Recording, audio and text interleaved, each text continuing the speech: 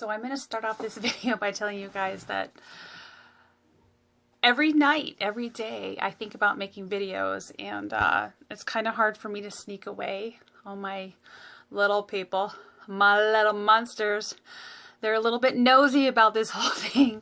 I think they're like, oh my God, she's telling on me or something.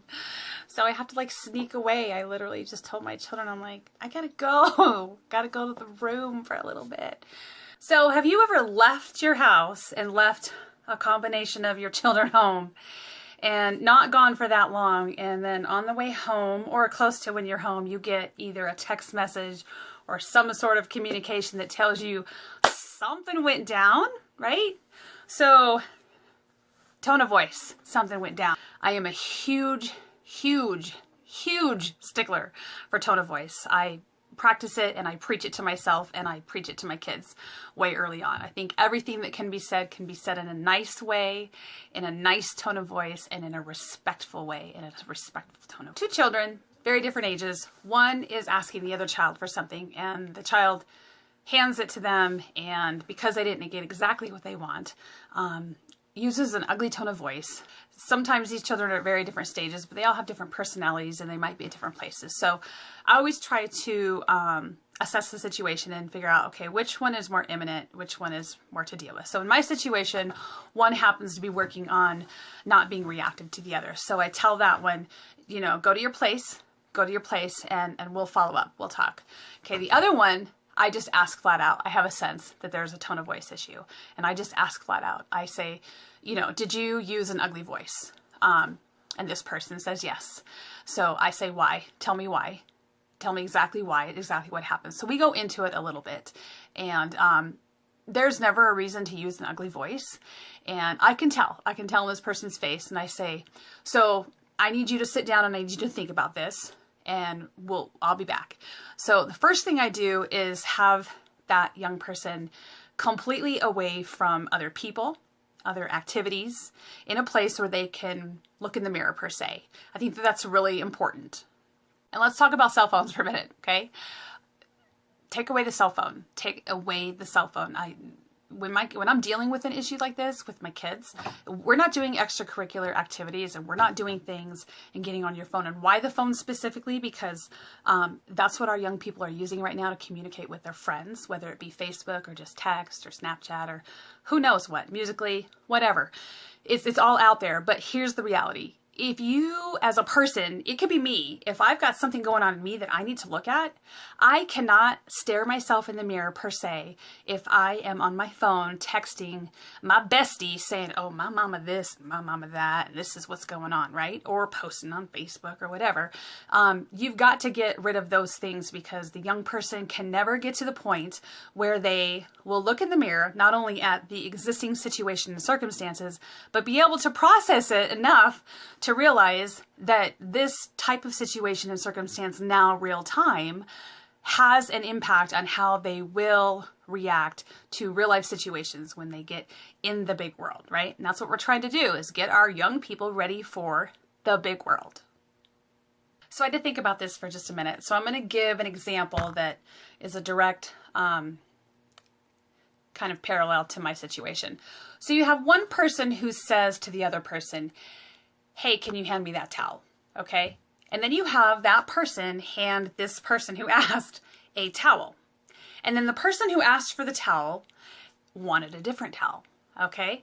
So instead of saying something along the lines of, oh, you know, thank you so much, I appreciate you handing me that towel, I actually wanted this towel, and being a little bit more descriptive, the initial person who asked gets a crappy tone of voice. Okay. And sparks fly between siblings, okay?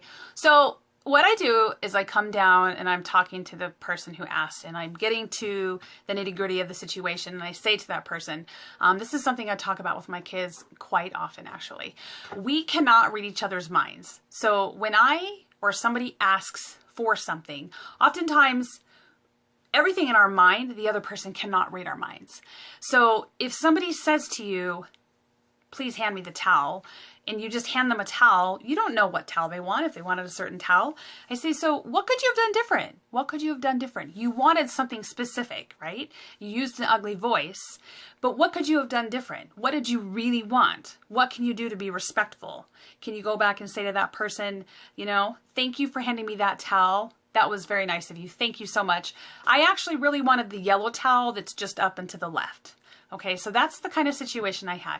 And that's what you have to get your children to understand, is that this communication thing. Like, one of the things I talked to this kid about today was, nobody can read your mind. So and further, nobody can read your mind, but you have to use a nice voice. So as I continued to talk to this young person I call my child, I also had to say, you know what, sometimes be happy with what you got. Okay, they handed you a towel, you got a towel. Just because you wanted a different towel, just be happy you got the towel. Say thank you and walk away. Okay, you have to say these things. You have to depersonalize with your kids. You've got to get them to think outside the box of that moment where the sparks are flying between them and whoever, sibling or whatever. So I leave this person at the kitchen table thinking, without her cell phone and things, and I say, I just want you to think about this. I leave for maybe 5 or 10 minutes, because I'm also allowing this person to look in the mirror, but I'm also processing as I'm parenting. And I walk away from the situation and I think of something to give them an analogy. I always try to give my kids a parallel of the situation going on, of something that is going to be very similar in their life. So I go downstairs and I say, young person of mine, young child person that I gave birth to, I want you to think about something for a second. I want you to pretend you're at the store, okay? Later in life, you've got to go to the store and buy some Band-Aids, okay? You go to the store and you're in the Band-Aid aisle and you're in a little bit of a rush. You have somewhere to go. And there is somebody standing with a cart right in front of the Band-Aid section, okay? Think about how many Band-Aids are on the counter. This person can relate to that. You always have to think about something that's going to relate to them on an age-appropriate level. So I tell this person, I say, so you kindly say to this lady who's standing in front of all the Band-Aids, excuse me, could you hand me a box of Band-Aids? And this person, nicely, complete stranger, hands you a box of Band-Aids. And all of a sudden you realize, as the person who asked for Band-Aids, those weren't the Band-Aids you wanted. You wanted the other Band-Aids two places down that have SpongeBob on them, okay? Well, you have to say that. So you have a couple options. How would you treat that situation? So this is a role play situation that I do with my kids. When I'm talking about it, I'm saying, you know, would you talk to that person the way you just talked to your sibling? And they're going, no, you know. Well, what would you do? You know, what would you do? Likely, you'd probably either just be happy with those Band-Aids and go about your business, or you would probably take it more into yourself and you would think to yourself, oh gosh, I didn't really say exactly what I wanted. So then you'd say to that person, you'd probably even say, you know what, thank you so much. I'm so sorry. I actually meant that I wanted those Band-Aids just down the ways a little bit with SpongeBob on. Would you mind handing me those, please? And then you'd walk away from the situation, right? Totally different. So get your kid, try to get anything that's real time. Give them a life situation that is going to present itself later in their life. That's a very real thing. That is how you get a depersonalized perspective on what's going on right now with your kids for them to look at. It also completely depersonalizes, and it takes it away from bad mommy, bad daddy, good daddy kind of thing. It becomes no longer an issue of, oh, my mom's just getting on my ass today, right? Or something. Then I continued a little bit longer to talk about this. And in my situation today, we actually had some family plans. So I had this person think without their phone around, without distracting anything. And 15, 20 minutes later, I said, okay, so here's the thing. We are going to go do our family events, and we are going to turn this off, and we are going to come back to this later tonight. And I actually haven't done that follow-up yet, but we are going to talk about it. I'm going to reiterate the things we talked about, but we are also going to do a writing assignment, and I'm going to tell you what that writing assignment is, and she's not going to like it. She's not going to like it. But this helps the processing. When we write, it's a different way to learn. It goes through our minds differently and through our brains, and we're going to do a writing assignment. It's going to be 3 pages, and on each of the 3 pages, she's going to write a story, basically about what happened today. It's going to be like a role play. She's going to write out what happened, but on each of the 3 pages, she's going to write a different way that she would behave in that situation. So that's the full rounded follow-up with one of the children. Look, my supervisor came back. My bear supervisor. If you guys haven't seen that movie, A Dog's Purpose, oh my gosh, so serious. Great movie. So just looping back a little bit, I'm driving home and the kids have done really good, like turning that whole situation off, and they know we're coming back home. Your kids will get what I'm trying to say here is your kids will get used to this. If you don't do parenting this way and you think you want to try, they'll put up a little bit of a battle in the beginning, but they will get used to it. I think it's a really positive way and a very positively impacted way to parents. So I'm driving home from the movie. We saw the movie, and my young person leans over to me in my ear and she's like, "Mama, do we have to talk about that thing when we get home?" And I'm like, "Yeah, baby, we got to talk about it. That's just part of it. You know that." So they're going to test that boundary. But I promise you it'll get better.